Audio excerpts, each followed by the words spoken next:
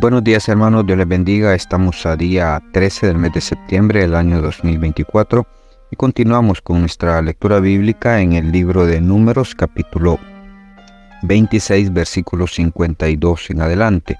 Orden para la repartición de la tierra. Y habló Jehová a Moisés diciendo: a estos se repartirá la tierra en heredad, por la cuenta de los nombres. A los más darás mayor heredad, y a los menos menor. Y a cada uno se le dará su heredad conforme a sus contados. Pero la tierra será repartida por suerte, y por los nombres de las tribus de sus padres heredarán.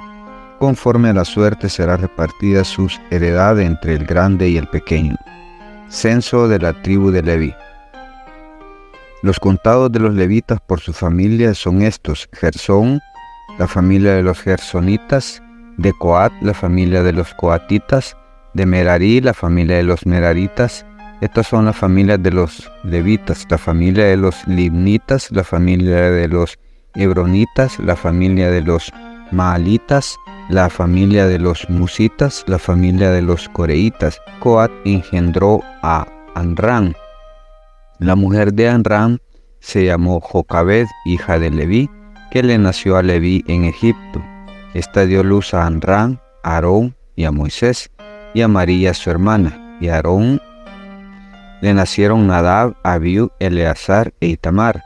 Pero Nadab y Abiú murieron cuando ofrecieron fuego extraño delante de Jehová.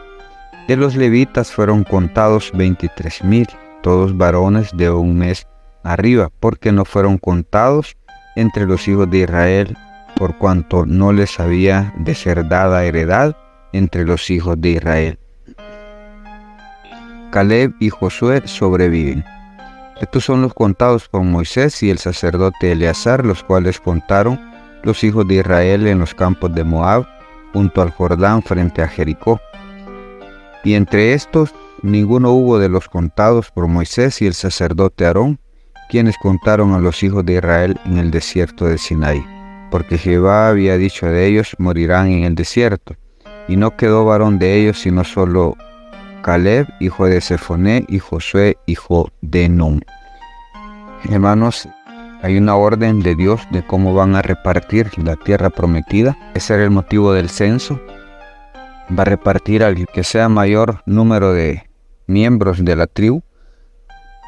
Se le iba a dar una mayor heredad, y el que tuviera menor iba a ser menor la tierra que se les entregaría en heredad.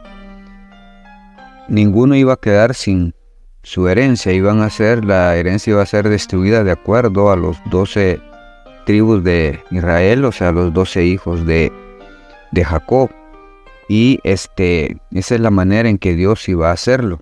Hace un censo también de la tribu de Leví, que estos no están contados como tribu de Israel, porque son los encargados del templo, y a ellos no se les iba a dar tierra por heredad, porque ellos iban a vivir en la parte donde está el templo, y las demás tribus tenían que otorgarle posteriormente un lugar para vivir.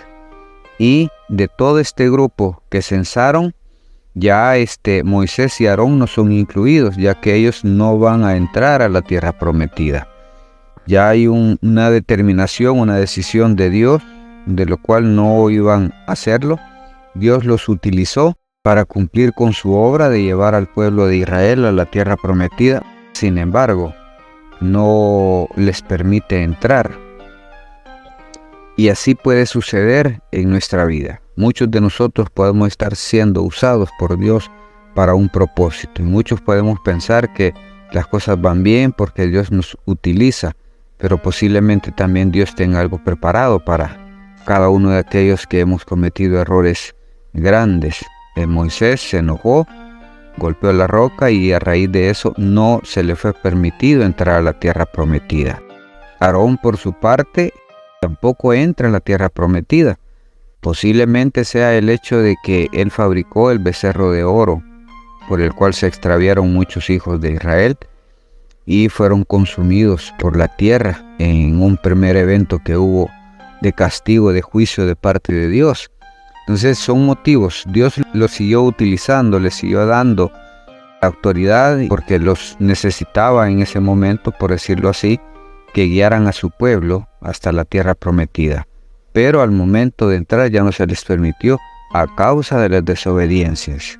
Entonces, si reconocemos que hoy que estamos en Cristo, somos nuevas criaturas y las cosas viejas pasaron. Y dice la palabra que nuevas son sus misericordias cada mañana.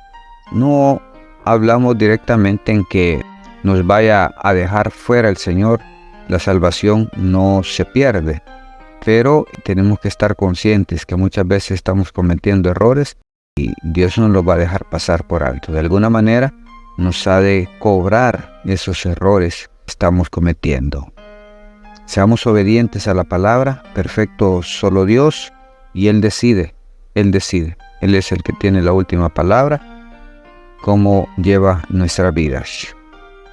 Al final podemos decir como que Él es el único que puede decidir qué cobra y qué no cobra, porque consecuencias de nuestras acciones un día las vamos a pagar. Moisés y Aarón las pagaron, no pudieron entrar a la tierra prometida, únicamente por el haber sido los que animaron al pueblo a ir a esa tierra que fueron a explorar. Fue Caleb y Josué, son los únicos que sobrevivieron de esa generación que salió de Egipto.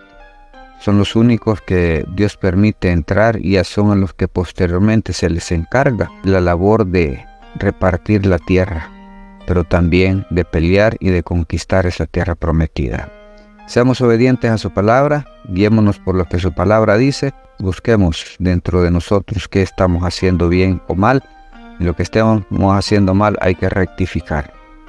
Rectifiquemos, la misericordia de Dios es grande y Él espera que nosotros seamos obedientes a su palabra. Bendiciones, hermanos, esto ha sido un cafecito para el alma.